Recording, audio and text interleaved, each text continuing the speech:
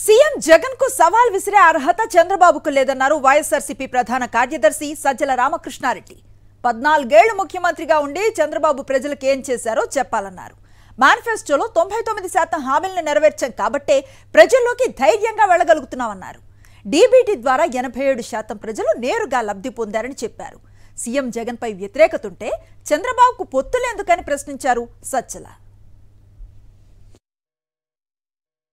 చంద్రబాబు నాయుడు కాకుండా ఇంకా ఎవరైనా సరే, ఈవెన్ పవన్ కళ్యాణ్కైనా అధికారంలో లేని వాళ్ళకి కానీ అధికారం వచ్చే అవకాశం లేని వాళ్లకు ఎన్ని ఛాలెంజ్లు సవాళ్ళైనా విసరచ్చు.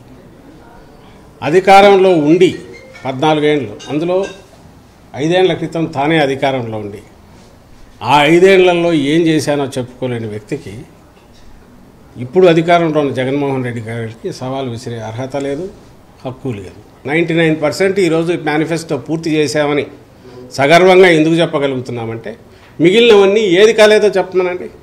అవేమీ చెప్పలేకపోగా ఈరోజు ఉన్నటువంటి సడన్గా చర్చకు రండి, ఇంకో దానికి రండి అంటే చర్చకు రావడానికి రెడీనే. కానీ ఎప్పుడు నువ్వు ఒక పద్ధతి ప్రకారము ఇదిగో ఇక్కడ ఉన్నాయి ముందు ప్రజలకు చెప్పు.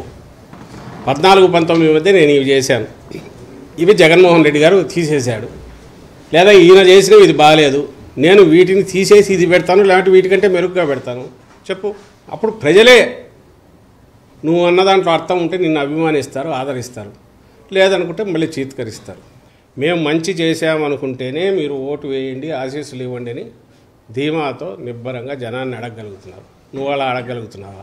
మేము పెట్టిన వాలంటీర్ల వ్యవస్థ ఓ బ్రహ్మాండమైన డెలివరీ సిస్టమ్ అని మేము చెప్పగలుగుతున్నాం.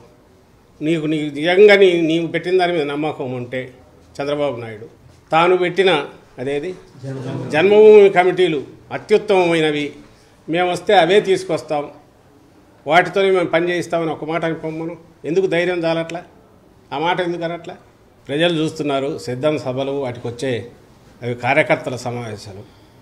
కార్యకర్తలు ఎంత ఉత్సాహంతో వస్తున్నారో, ఎలా రెస్పాండ్ అవుతున్నారో అది ఎక్కడి నుంచి వస్తుంది? ప్రజల్లో ఉన్న ఆదరణ వల్ల వచ్చింది. ఆ ఉత్సాహం కానీ ఆత్మవిశ్వాసం కానీ నాయకుడి మీద ఉండే విశ్వాసం. అది ఒక్క మాట అయినా పరుషంగా, రాజకీయంగా ఎన్నైనా అనొచ్చు, కానీ పరుషంగా వ్యక్తిగతంగా దూషించే మాటలు ఒకటన్నా అన్నాడు చంద్రబాబు కానీ ఆయన కొడుకును కానీ. అంత అధికారంలోకి వస్తామని ధీమా ఉన్నప్పుడు, ప్రజల్లో జగన్మోహన్ రెడ్డి గారి పట్ల ఇంత వ్యతిరేకత ఉందని ఆయన అనుకుంటున్నప్పుడు ఇంక పొత్తులు ఎందుకు? నేరుగా తగలొచ్చుగా. ఆ సీట్ల దగ్గర అంత గందరగోళం ఎందుకు? తన తమ్ముళ్ళను అంత ఇది ఇబ్బంది పెట్టడం ఎందుకు?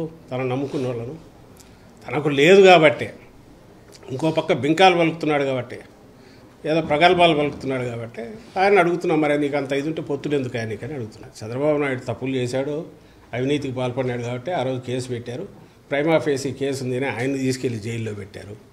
మేము అడగాల, జైల్లో ఉన్నప్పుడు అన్ని రోగాలు ఉన్నాయని చెప్పి, అక్కడ ప్రపంచంలో రోగాలన్నీ చెప్పి, ప్రాణం ఏ క్షణంలో పోతుందో అన్నట్టు చెప్పి, న్యాయస్థానాల దగ్గర అందరి దగ్గర పోయి జాలి కొలిపేట్టు వాళ్ళ దగ్గర మాట్లాడి ఇది చేసి ఈరోజు బయటకు వచ్చి ఇంతగా తిరుగుతున్నాడే చంద్రబాబు నాయుడు. మరి అదంతా ఏమైనాయా? రోగాలన్నీ ఏమైనాయా? మాయమైనాయా?